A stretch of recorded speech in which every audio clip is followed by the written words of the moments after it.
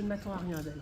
Je connaissais sa réputation avant, on l'a vécu, je vois comment elle se tient, froide, pas d'empathie, même quand les avocates la poussent dans ses retranchements pour dire mais c'est maintenant que vous pouvez dire quelque chose à la famille. À aucun moment elle se remet en cause, elle n'a même pas un doute dans son comportement, c'est-à-dire qu'elle ne peut même pas dire bon, je me suis peut-être pas rendu compte de ce que j'ai fait, mais maintenant, à la lueur des témoignages, je me rends compte de mon comportement. Ça, elle en est même pas capable. Je trouve ça glaçant.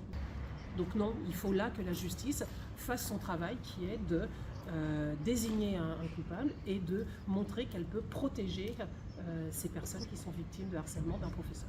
On espère que ce qui ne paraissait pas inné et instinctif et du bon sens en première instance, eh bien nous allons expliquer à la Cour tous ces processus en fait. On est quand même très prudent. La première fois, on a été extrêmement déçus, on était très en colère. Donc là, on va voir un peu comment ça va se passer avec une autre approche qu'on n'avait certainement pas fait la première fois. Donc on va voir si ça va faire la différence. Mais on reste prudent et on va voir comment ça va se passer.